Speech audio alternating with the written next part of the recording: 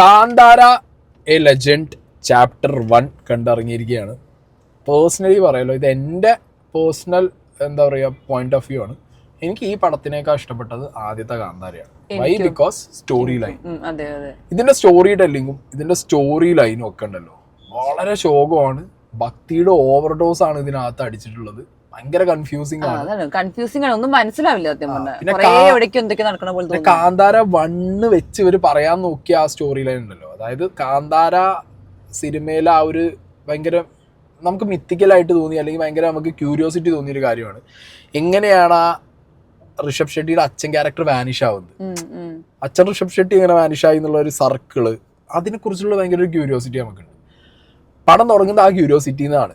ആ സർക്കിളിനെ കുറിച്ചും അങ്ങനെ അച്ഛൻ വാനിഷ് ആയതിനെ കുറിച്ചിട്ടൊക്കെയാണ് കുട്ടി വന്ന് ചോദിക്കുന്നതിനാണ് പടം തുടങ്ങുന്നത്. അത് ഭയങ്കര പഞ്ചിയായിരുന്നു. കാരണം അവരൊരു സ്റ്റോറി നറേഷൻ ഉണ്ട് അതിനകത്ത്. ഒരു കഥ പറയുന്നുണ്ട്, കാടിനെ കുറിച്ച് പറയുന്നുണ്ട്, രാജാവിനെ കുറിച്ച് പറയുന്നുണ്ട്, ദൈവഗണങ്ങളെ കുറിച്ച് പറയുന്നുണ്ട്. That was good. അത് കഴിഞ്ഞതിന് ശേഷം ഈ ഋഷഭ് ഷെട്ടിയുടെ ക്യാരക്ടർ ഉണ്ട് ബർമൻ എന്ന് പറഞ്ഞിട്ട്. ഈ ബർമന്റെ ക്യാരക്ടർ ഈ കാടുമായിട്ട് വളരുകയാണ്, കാട്ടിൽ അങ്ങനെ വളർന്ന്. ആ ബർമന്റെ ക്യാരക്ടറിന്റെ ഒരു ആർക്ക് ഇവർ വെച്ചത് എങ്ങനെ അറിയോ? കാട്ടിൽ നിന്ന് നാട്ടിലേക്ക് പോകും, അതായത് രാജാവിൻ്റെ അടുത്തേക്ക്. രാജാവ് അവിടെ നിന്ന് ഇങ്ങോട്ട് വരും. അതിനിടയിൽ കുറെ സുഗന്ധ വ്യഞ്ജനങ്ങൾ അല്ലെ, സ്പൈസസിന്റെ ട്രേഡ് കാര്യങ്ങൾ. കാട്ടിലെ ആൾക്കാർ നാടുമായിട്ട് എങ്ങനെ കണക്ട് ആവും, നാട്ടിലെ ആൾക്കാർ എങ്ങനെ കാടുമായിട്ട് കണക്ട് ആവും. അതിനിടയിൽ ഗുഡ് ആൻഡ് ഈവിള് കാണിക്കാൻ വേണ്ടിയിട്ട്, ഇപ്പൊ ഗോഡ് ഉണ്ടെന്നുണ്ടെങ്കിൽ ഈവിളും കാണൂല, അതിന് വേണ്ടി വേറെ കുറച്ച് ടീമുകൾ. ഇതൊക്കെ നമ്മൾ എവിടേക്കോ കുറെ സിനിമയിൽ കണ്ടു വന്നിട്ടുള്ള ഒരു സ്റ്റോറി ലൈൻ പോലെ. ആദ്യത്തെ പടം തുടങ്ങിയ ഒരു 20 മിനിറ്റ് നമുക്ക് ഓക്കെ ആയിരുന്നു, കാരണം ഇതെന്താന്ന് അറിയണല്ലോ. അതിനുശേഷം ഇത് ഭയങ്കര ക്ലീശ ആയിപ്പോയി.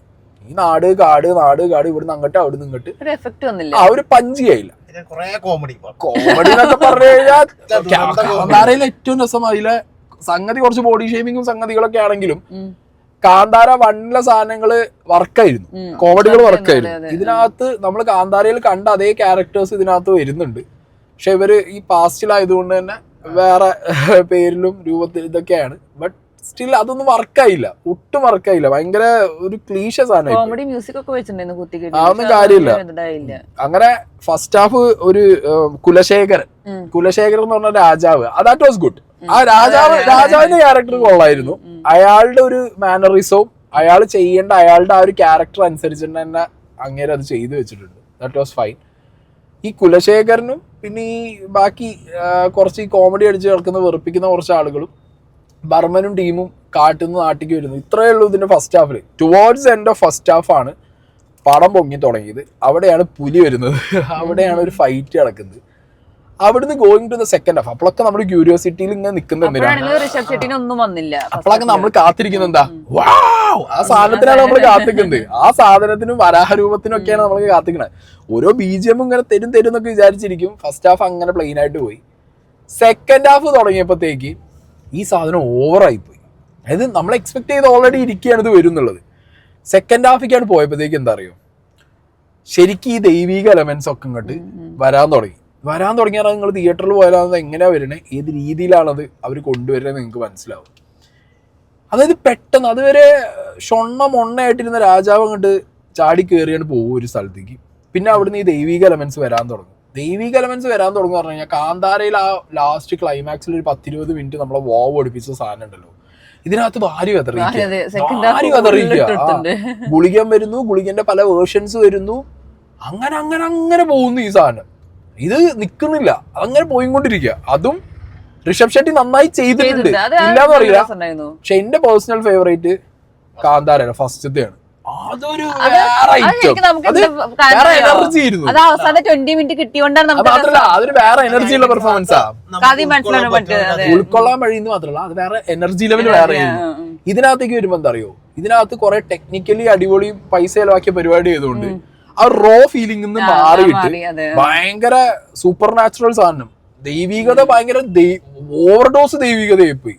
പിന്നെ ഞാൻ ഇടയ്ക്ക് ഇതിനകത്ത് ഇതെന്തോ പ്രൊപ്പഗണ്ട മൂവിയൊക്കെ എടുത്തു വെക്കണ പോലെ എടുത്തു വെച്ചിട്ടുള്ള എന്നുള്ളൊരു ഫീലിംഗ് എനിക്ക് പേഴ്സണലി അടിച്ചു. കാരണം ഇത്ര ഓവർഡോസ് ഓഫ് ദൈവികത എനിക്ക് പേഴ്സണലി പറ്റില്ല. നമുക്കത് ഇഷ്ടപ്പെടുന്നവരുണ്ടാവും, പക്ഷെ എനിക്കത് ഒട്ടും വർക്കായില്ല ആ സാധനം. അങ്ങനെ ഈ പറഞ്ഞ കുറെ ആ ഒരു ആ സാധനം കിട്ടി. അത് കിട്ടിയതിനു ശേഷം വീണ്ടും കഥ മുന്നോട്ട് പോവാണ്. അത് കിട്ടി വീണ്ടും കഥ മുന്നോട്ട് പോകുമ്പോ അവിടെ ഒരു ട്വിസ്റ്റ് ഉണ്ട്, ചെറുതായിട്ട് ഒരു സാധനം വരുന്നു. കഥേന്റെ ആ ഒരു എലമെന്റിക്ക് കൊണ്ടുവരാൻ ഇവർ ഈ ഫസ്റ്റ് ഹാഫ് നീട്ടി വലിച്ചത് മൊത്തം വേസ്റ്റ് ആയി പോയി. കാരണം ഇത് കൊണ്ടുവരണമെന്നുണ്ടെങ്കിൽ, ഈ സെക്കൻഡ് ഹാഫിൽ ഈ ട്വിസ്റ്റ് കൊണ്ടുവരണമെന്നുണ്ടെങ്കിൽ ഫസ്റ്റ് ഹാഫ് അത്ര വലിക്കേണ്ട കാര്യം അവർക്ക് ഉണ്ടായിരുന്നില്ല. സെക്കൻഡ് ഹാഫിൽ ആ ട്വിസ്റ്റ് വന്നു, that was good, nice. Second ഹാഫിൽ പിന്നെ മറ്റേ ഇവരുടെ ക്യാരക്ടറും അടിപൊളിയായിരുന്നു. ആ രാജ്ഞിയായിട്ട് ചെയ്തില്ലേ, രുക്മിണി വസന്ത് ചെയ്തത്, കനകാവതി എന്ന് പറഞ്ഞുള്ള രാജ്ഞിയുടെ ക്യാരക്ടർ ചെയ്ത് അവര് നല്ല കൺവിൻസിങ് ആയിട്ട് അവർ ചെയ്തിട്ടുണ്ട്. ഒരു ഓവറാക്കാതെ നന്നായി ചെയ്തു അവരത്. ആ ഒരു ക്യാരക്ടർ സെക്കൻഡ് ഹാഫിൽ കൂടുതൽ എസ്റ്റാബ്ലിഷ്ഡ് ആവുന്നു. ആ ക്യാരക്ടറിന്റെ കുറെ ആർക്കുകൾ അവിടെ വിസിബിൾ ആയിട്ട് വരുന്നു.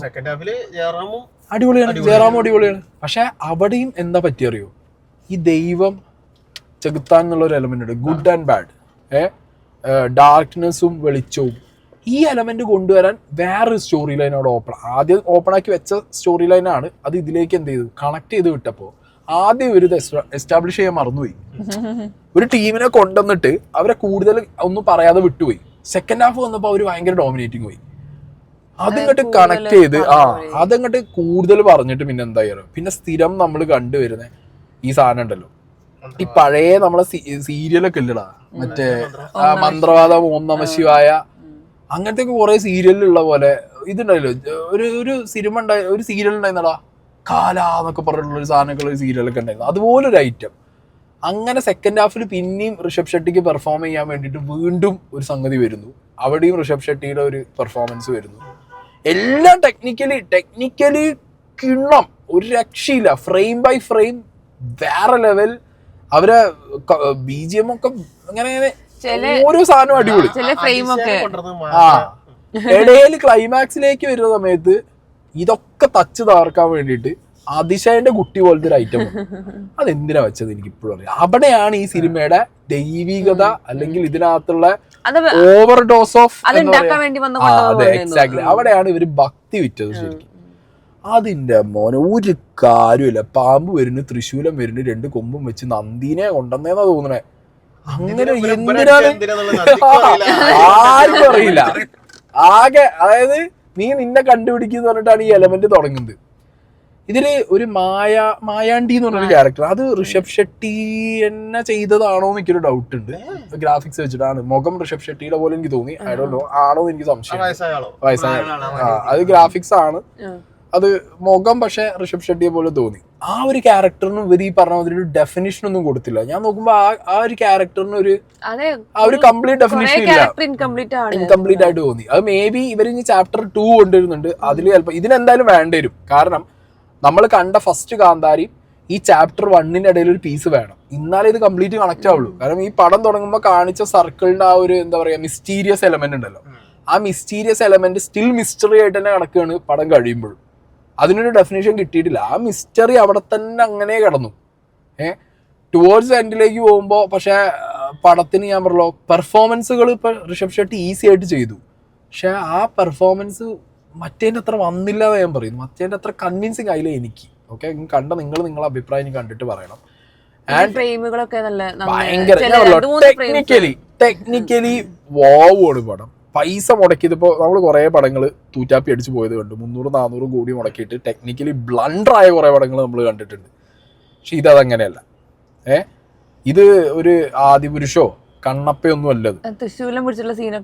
ഇത് വേറെ ലെവൽ ടെക്നിക്കൽ സാധനമാണ്. അതായത് ഇപ്പോൾ പൈസ ഇറക്കി സാധനം ഫ്രെയിമിൽ റിച്ച്നെസ് കാണിക്കില്ലേ, അത് ഇതിനകത്തുണ്ട്. അതില്ലാന്ന് ഞാൻ ഒരിക്കലും പറയില്ല. അൺവാണ്ടഡ് ആയിട്ടുള്ള കുറേ കോമഡിയും വീക്ക് ടൈം ലൈനും ഓവർ ഭക്തിയുടെ ഓവർ ഡോസും ഓവർ ഭക്തി എലമെന്റും കൊണ്ടുവന്നതാവും ഈ പടത്തിന് ബേർഡൻ ആവുക. പക്ഷെ ഭക്തി ഇഷ്ടപ്പെടുന്നവരും അല്ലെങ്കിൽ ഇങ്ങനത്തെ എലമെന്റ് ഇഷ്ടപ്പെടുന്നവർക്കൊക്കെ പടം ചിലപ്പോൾ വർക്കാവുമായിരിക്കും. പക്ഷെ ഫോർ മീ എനിക്ക് ആദ്യത്തെ കാന്താരയുടെ അത്ര ഈ സാധനം വർക്കായില്ല. ഒരു പേടിപ്പിക്കണ സാധനമൊക്കെ ഉണ്ടായിരുന്നു. ആദ്യത്തെ കാന്താര നമുക്ക് പേടി, സത്യത്തിൽ ഭയങ്കര പേടിയായിരുന്നു. സീനൊക്കെ അടിപൊളി സീൻ. അങ്ങനെ ഇത് പേടിപ്പിക്കണതായിട്ട് ഇത് പേടിപ്പിക്കുന്ന പോട്ടെ, എക്സൈറ്റ്മെന്റ് ഇല്ല, എക്സൈറ്റ്മെന്റ് ഇല്ല, നോ എക്സൈറ്റ്മെന്റ് ഫാക്ടർ ആണ് ഇതിനകത്ത്. അത് നമുക്ക് മനസ്സിലാവില്ല കോംപ്ലക്സ് ഒക്കെ വെച്ചിട്ട്. എനിക്ക് അതുകൊണ്ട് പുലിയൊക്കെ എന്തിനാ വന്നത് അതിന്റെ അല്ല അതൊക്കെ എനിക്ക് കഥ മനസ്സിലായി, പക്ഷെ ഞാൻ പറഞ്ഞേ കോംപ്ലക്സ് എഫക്ട് എന്താണെന്ന് എനിക്ക് മനസ്സിലാവാൻ. അതായത് ഈ കഥയുടെ എലമെന്റ് മനസ്സിലായി. അതിന്റെ ഇടയിൽ വേറെ കാര്യമുണ്ട്, ഈ പഞ്ചുരുളിയും ഗുളികനും വരുന്ന സമയത്ത് കൂടുതൽ പറയുന്നത് കന്നഡയാണ്.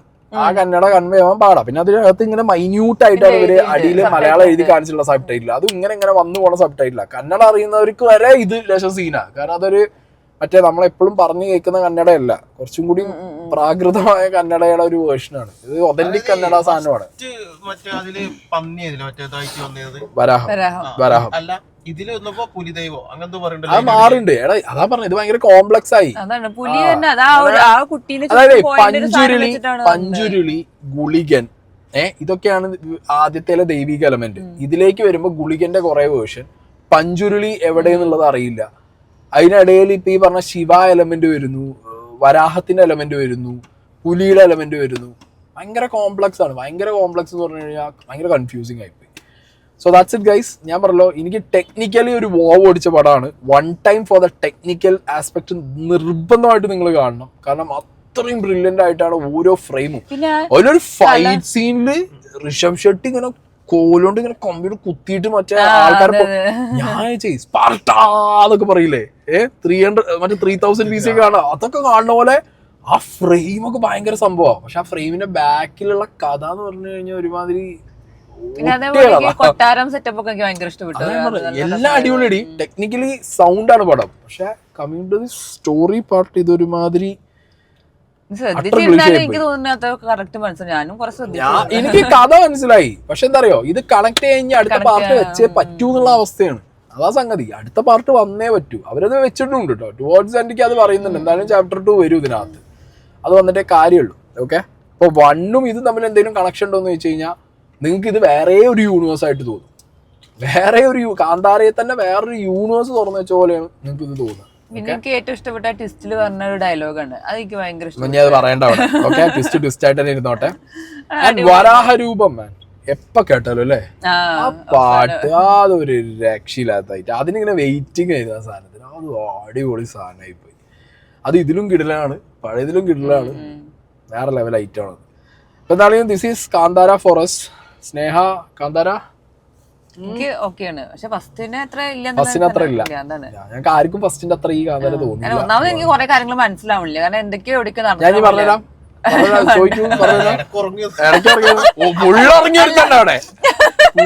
വരുത്തുണ്ട്. അല്ല, ഇത് കാന്താര കാണാൻ വരുന്നതിന് പിന്നെ ഇന്നലെ മുതൽ ഇന്ന് രാവിലെ നോക്കുമ്പോ കാർ എടുത്തുകൊണ്ട് ആരെങ്കിലും കൊണ്ടുവരുന്നുണ്ട് ടയറിന്റെ അടിയിൽ. അതിൽ ആ മരിച്ചു പോയവരൊക്കെ ഉണ്ടല്ലോ, ഇതില് അപകടം സംഭവിച്ച അവരൊക്കെ ഉണ്ട്. അവരുടെ ക്യാരക്ടറൊക്കെ നമ്മള് കണ്ട് അടിപൊളി ക്യാരക്ടേഴ്സ് ഒക്കെ അടിപൊളി. അങ്ങനെ ആലോചിക്കുന്നു, ആ സിനിമ ഷൂട്ടിങ്ങിന്റെ ഇടയിൽ കുറെ പേര് മരിച്ച സാധനം, കാരണം അത്രയും ദൈവികമായിട്ടുള്ള കുറെ സാധനങ്ങൾ വെച്ചുകൊണ്ട് അങ്ങനെ ഒരു അതൊന്നും അല്ല, മരിച്ചൊന്നുമല്ല, പല രീതിയിലാണ്. ആ കാടും കാട്ടിലെ കുറെ ഫൈറ്റും അതൊക്കെ ഭയങ്കരമായിട്ട് എടുത്തിട്ടുണ്ട് കേട്ടോ. ആർട്ട് വർക്കും എല്ലാ കാര്യങ്ങളും അടിപൊളിയാണ്. ടെക്നിക്കലി കഥ ശോകം. അത്രയേ ഉള്ളൂ പരിപാടി. ഞങ്ങൾ നിർത്താറ്. ബാക്കി നിങ്ങൾ തിയേറ്ററിൽ പോയിക്കൊണ്ടോ.